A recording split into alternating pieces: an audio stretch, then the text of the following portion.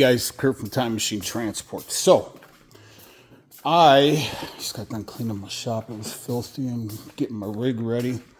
So this is a Hobart battery charger for, we have a Mitsubishi electric forklift. Thanks to one of my best brothers in the entire world. Right, Stevie? Anyway, so my other video I did, I was completely wrong because there were trouble codes. All these lights were flashing. Okay. Now, on the trouble code, you know what? Let me shut it off real quick. So on the trouble codes, it said,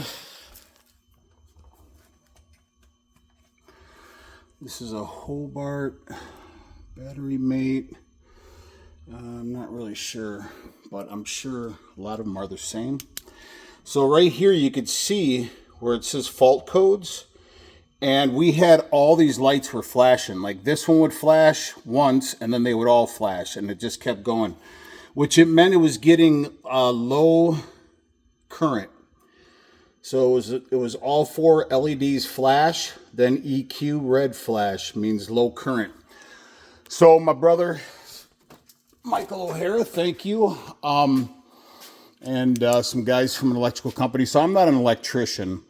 So on my other video, I had a 2-pole, 100 amp 2-pole, because the only 4 wires that are coming out, we actually had a short on this thing because we were using the forklift to lift it up and down so we wouldn't have to get on the ground, and we ended up having to splice these wires. So I'll clean that up another time. I'm not worried about that. So we have the 4 wires. Obviously your green goes to ground and your white should go to neutral, but on a 3-pole, that's your hookup right there. And the reason why I'm doing this video, so this is a 60 amp 3-pole square D. Or is it a 50? Anyways, I don't have my glasses. So what happened was we took a meter and a voltage meter, and we went to each one of these, right? So we went red to white, white to blue, whatever it was, and it was reading 208. And I am not an electrician. I do not pretend to be one. Fortunately enough, I could figure some stuff out. But I had it wired correctly for 208. Now, Michael O'Hara, because he's a smart guy, he... see if I can get my big ass down in here. This is why we... Shit. Sorry. All right. Ooh, that shit smells hot. Shit smells real hot. Anyways, see these jumpers right here? Those red jumpers, left to right, left to right, left to right, left to right. So on the back here, it says...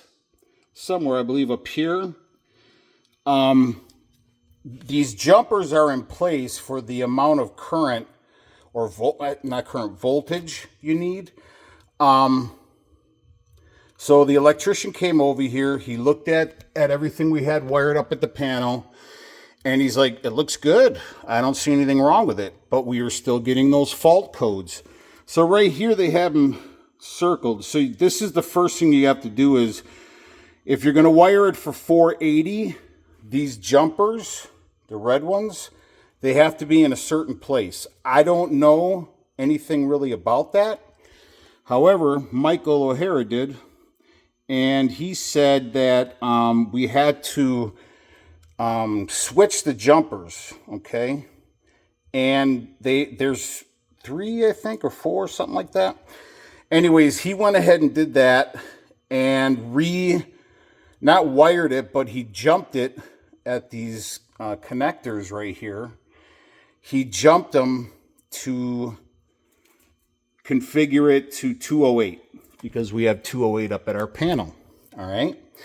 So then what happened was we still weren't getting the fault code. So I'm going to make your guys' job a lot easier than what I had to go through. I was on the phone for hours. So finally, I was like, you know what? I got to see if I can call Hobart company to see whatever. But they have many entities, Hobart does, around the country. So I was on the phone for like 2 hours.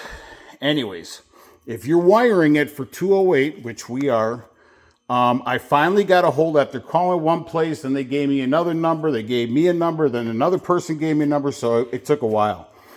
So this number, if you're having the problem with your Hobart battery charger, I'm giving you guys an easy break here. That's why I created a YouTube channel. So you're going to want to call Todd at 800-852, so 8689 or 8687. I can't even read my own handwriting. Anyways, this isn't like one of those restrooms, bathroom stalls where it says, call Lindsay for a good time at 800, so on. This is a real guy. He's the technical support guy for the battery chargers. Now, so I had wrote down all this stuff because he was talking pretty fast, but he gave me his number, like I said, to call him back in case I had any problem. So those are your jumpers. So there's 6 jumpers total, and you have to go 1 to 5 and 2 to 6. And you have to repeat that 2 more times. So you're only taking the 6 jumpers. You're going to go 1 to 5, 2 to 6. Next board, 1 to 5, 2 to 6. Next board, 1 to 5, 2 to 6. All right. And this stuff here, Michael had actually called the guy because I was busy. We were trying to get out of here because I helped him do some stuff. So then once we had, this was before we talked to Todd at Hobart, he said, well, when you get over to the charger at the shop, he said, let me know. So Michael called them because once we did those jumpers, 1 to 5, 2 to 6, 1 to 5, 2 to 6, we still were not getting the thing to work. So the guy had also told me, which I told Michael, and Michael called to verify. So see that? Oh. See that transformer piece right there? So you need to have, so where that red clip is, where there's no wire going to it, I think Michael said that was originally where this front wire was right here, was on that one. I think that's what he said. I'm not, but if you're running 208, so when you call Todd, it all depends on what you're running, 480, 208, and I don't even know the other one. So you have to do the 6 jumpers on those terminals, right? And then you have to do something at this transformer, okay? So I'm just making it a lot easier for you guys because nowadays it's hard to get people to help. So anyways, so now I'm going to turn it back on. And this is how you wire it. So there was nobody was doing anything like this on YouTube. So you're going to have I waited till this thing started charging because it was just sitting in charge in progress on the top. And then it went to, finally it went 80% charged. And then obviously when it goes green, it's going to say charge complete. I am not going to leave this plugged in overnight. I don't really know a lot about this. So, I'm going to shut it off, but you'll hear that humming and you'll see your DC amps, right? Amperes. So yeah, so that's pretty much it. I wanted to give you guys I wanted to give you guys some help because it took forever to get technical service on this. So anyways, please like and subscribe to the channel. Ciao.